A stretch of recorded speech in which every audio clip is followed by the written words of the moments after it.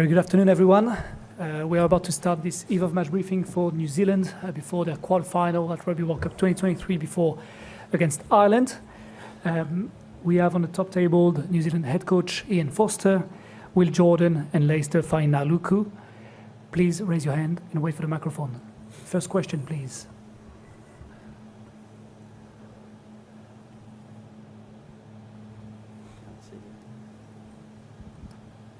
Hey Ian, lots been said this week about the belief internally and how you guys are tracking, but what are the keys to winning this game? How do you beat Ireland tomorrow night? What areas do you really need to nail?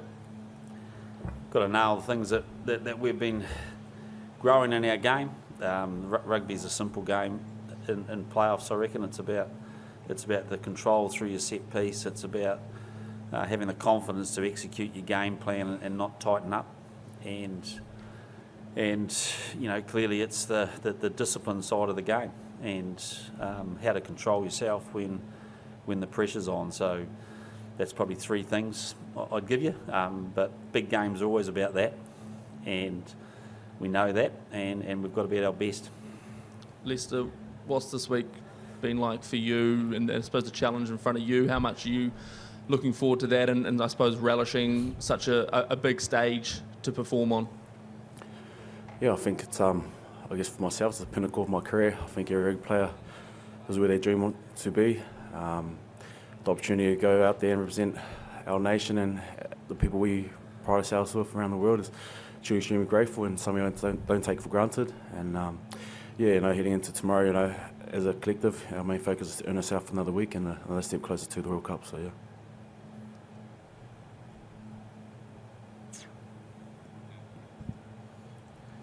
Ian, have you explored, playing extra time tomorrow, kicks, all that sort of thing that may come out with a sudden death game that you don't usually experience, and what have you done to prepare for that? Well, we played heads and tails with Will and Leicester in the van coming here to see which one was going to be the goal kicker, and Leicester's not sure, correct? Yeah, correct. Yeah. Groin issues. So you might have to find Will Jordan. No, we've got a plan around that. So, look, yeah, we haven't spent bucket loads of time on it, but we certainly have got a clear plan. We know the rules about extra time and, 80 minutes and then another 20 and then a 10 and a few goal kicks after that. It's, the fact is that you can't really 100% plan who's on the field at the end because you can only goal kick. So there's a whole lot of variables that we've worked through, but let's just get it done in 80, eh? Make things simple, keep the broadcasters happy. And Leicester, for you, you had a couple of cracks at Ireland last year, then we didn't see too much of you in the All Blacks after that. What have you learned over the past year and a half to take some confidence into tomorrow night?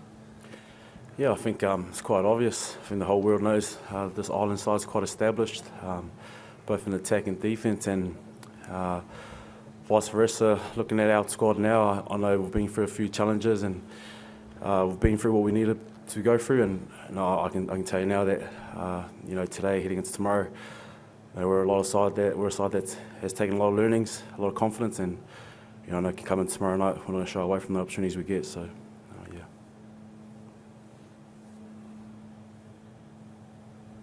Hi, this morning we had an excited New Zealand media outlet claim that Ireland were in flagrant breach of some rules, that we had an official photographer at your training. Are you aware of this, and are you making a complaint, or is it just some pre-match hype?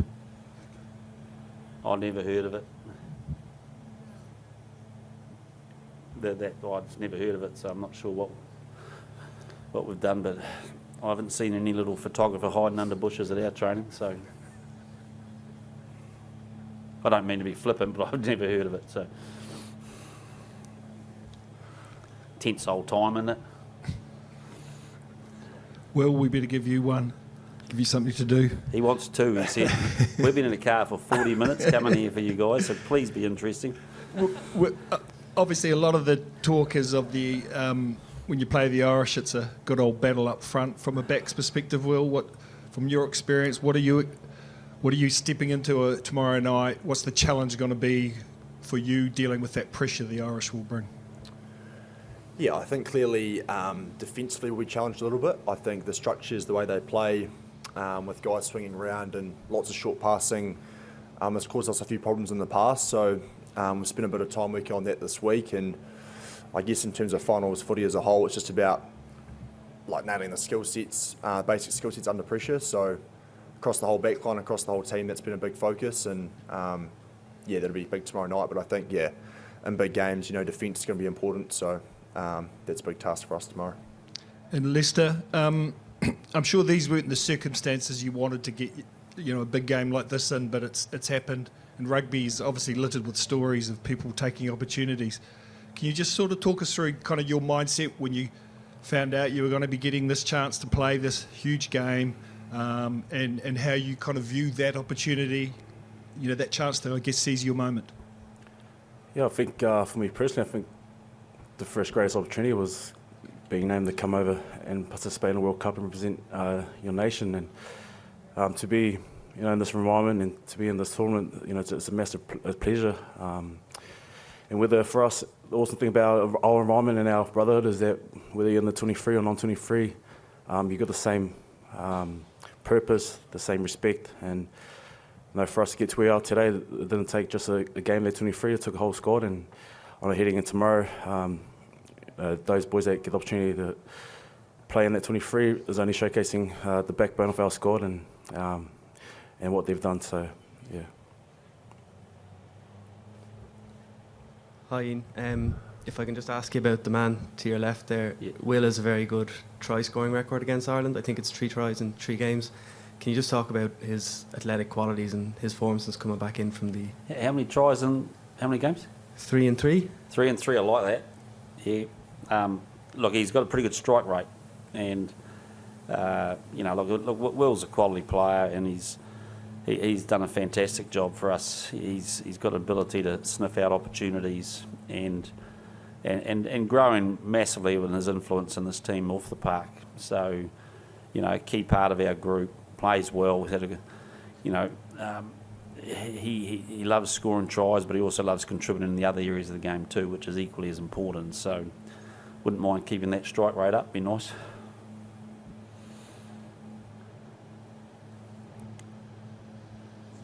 Just a question for Ian.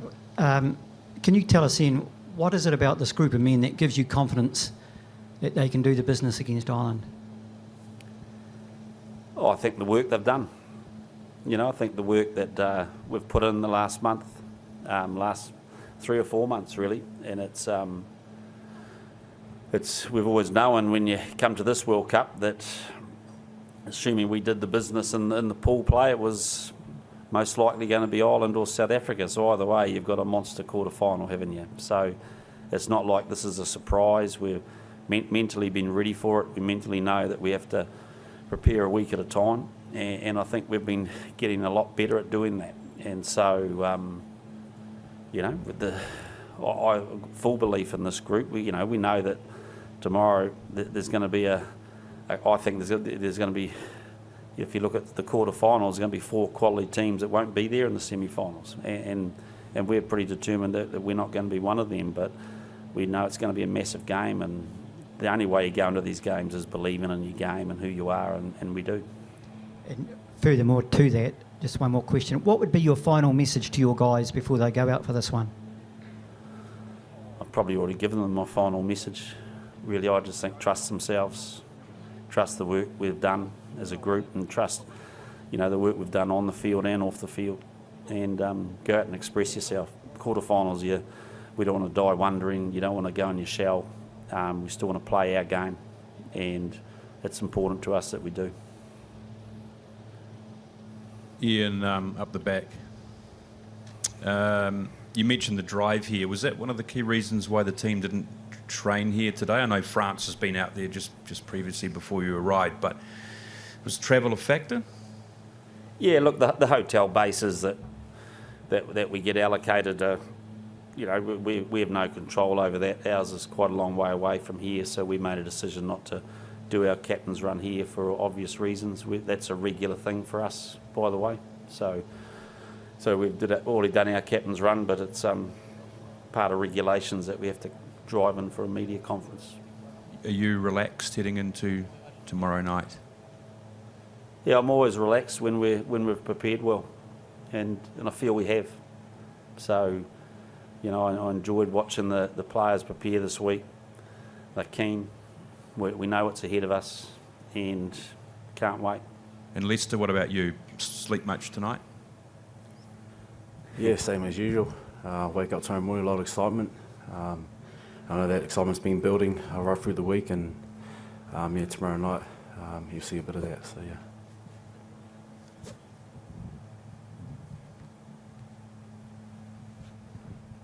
It's your turn, Will. I'll go for you then first, Will. When it comes to this match tomorrow, just how important is it for a victory like that to maybe help rebuild the aura around the All Blacks, which maybe hasn't been there as much in recent time?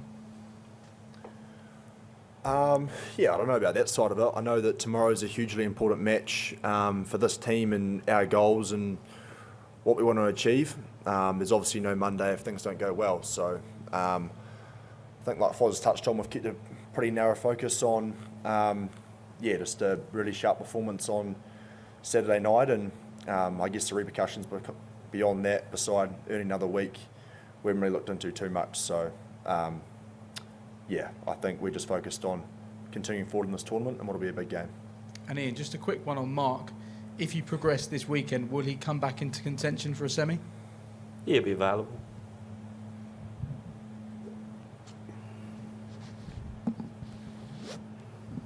Ian, here, 10 of Ireland's starting 15 have started every game at this tournament. Their minutes are way higher than yours. They're the highest in the tournament. You've rotated much more heavily than them. Do you think you'll have them for legs?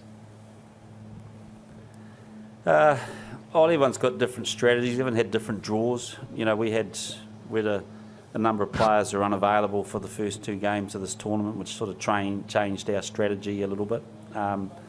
So I wouldn't read too much into it. I think they're used to that. You know, they've been a very set combination, haven't they, for the last 2 or 3 years at both club level and internationally. And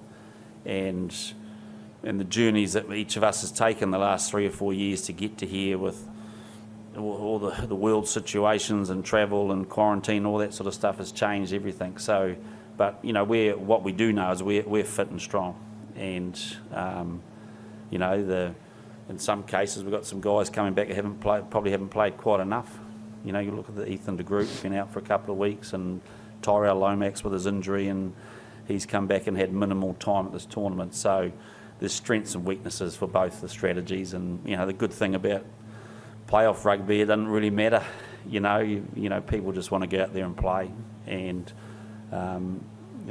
we know it's going to be a full-on game, hopefully a fast game. We'd like that, and if it tests everyone's legs, then we'll be pretty happy with that. Lester, you obviously played your first couple of games for the All Blacks against Ireland last year. What are your memories of that, and how much can that help you going into tomorrow's game? Yeah, it's obviously going to have its benefits. We understand the structure, the way the Irish play, and for us, it's something we've been building towards for the last few weeks. And I know in our camp, there's a lot of confidence in the work we've done, as Foz mentioned, and I think they was excited to, I guess, put that into action tomorrow. So yeah.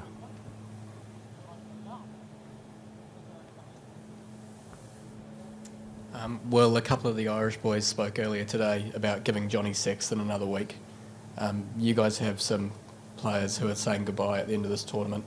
What would it mean for you to actually keep their careers going? Yeah, it'd be huge. We've got a large number of guys who have given a lot to the jersey, who are, I guess, in their final sort of campaign, and you can see through their actions and their care towards the jersey what it means to them. So certainly that motivates us to keep them going, and everyone's got their own motivations around what they want to achieve, but that's definitely a big one for a lot of us. You're also up against a fellow Tasman alum and James Lowe. What's that challenge look like for you? I think J-Lo is a very diverse winger and footballer. I think he's really rounded his game well. Obviously use him to X a lot with his left foot, and pops up around the park a lot as well. So he used to give me plenty of stick when we were playing together in Tasman, so there might be a bit of chipping going on, but he's a quality player, and I think he'll pop up all over the park. So just try and limit his involvement as much as possible. I'm going to take a last question here on the right. Hi, Ian. Earlier in the week, Keith Earl suggested that Joe Schmidt wouldn't have any special insight above a regular opposition coach into the Ireland team because of the passage of time and change of personnel. Is that how you view it, or has he been particularly of benefit to you this week? Look, I think no more than normal. Joe's been awesome since he joined us last year, and I think the information and the different coaching background that he had, he's been able to bring that influence in from the middle of last year. So there's been nothing more. It hasn't been heavily loaded towards his insight into Irish rugby, but I think we've taken the stuff that means something to him. We've merged it with stuff that means something to us and created a formula. So this week's largely, in a funny old way, you get into playoffs, it's actually become more and more about us than probably what you think. And I'm sure Ireland's the same. They've got a lot of belief in their game. We've got a lot of belief in ours. And so for us, it's about mastery of what we do and with making some adaptations based on the opposition we play. So, but certainly I'm sure there'll be some mixed emotions for Joe in some ways. He's very passionate and he loved his time in Ireland, and it was a very special time for him. But he's loving his time in this team too, and we're enjoying having him. Thank you very much, gentlemen. Thank you all. Cheers.